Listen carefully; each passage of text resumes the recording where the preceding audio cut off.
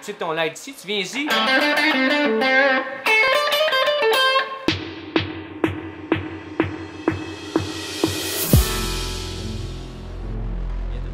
Solo, repère des notes sur la guitare et le passage d'une gamme à l'autre pour les solos.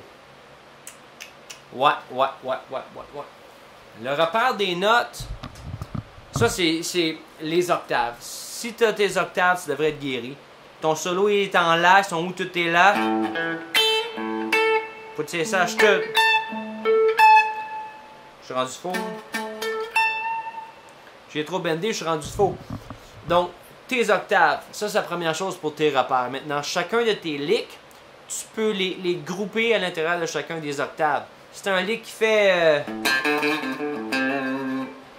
disons, ça fait... tu sais que ton La est ici, tu viens ici. La même affaire, tu comprends ça.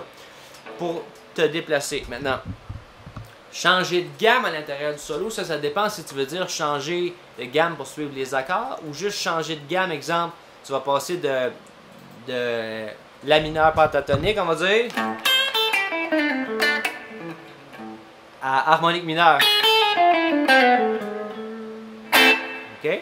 Dans les deux cas, ça serait le même focus de te fier sur tes repères d'octave. Mais pour tes gammes aussi, ça prend des repères de savoir chacun des intervalles. Et ça, c'est la chose que je cherche à enseigner, man. Moi, j'avais trouvé un petit cahier jaune, lettre, je le trouve plus, avec des dessins mal faits, en noir, des relations, disons une relation une sixte, mettons. Si ça c'est un La, mais c'est une sixte. C'est ici. OK? Une sixte, c'est où par rapport à ça? Connaître les sixtes mineurs, puis t'avais aussi les tierces. J'ai capoté, ça a changé ma vie. Là, je suis en train d'essayer de trouver une façon de montrer tous les intervalles dans une vidéo qui est pas trop longue, qui prend pas 6 ans à regarder. Donc, si tu veux prendre de l'avance, il faut que tu saches ils sont où tes octaves à l'intérieur de chaque gamme. Pas juste à prendre une gamme comme ça, là.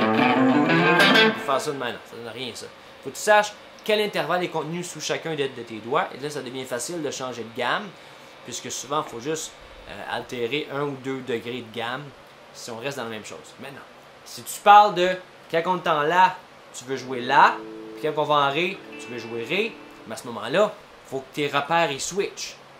Fait que quand tu es en La, puis tu penses La, tu vois tes octaves de La partout. Quand on switch en Ré, là, tu viens de switcher tes repères à Ré partout. Mais ça, il faut que ça se fasse à peu près à cette vitesse-là. Trouver chacun de tes repères. J'espère que ça t'aide. Bonne pratique. Puis ça, c'est tout dans mes vidéos gratuites. C'est déjà tout là. C'est dans le premier cours comment savoir vos notes en 7 jours pour toujours. Là, il faut que tu les cherches vraiment rapidement. OK?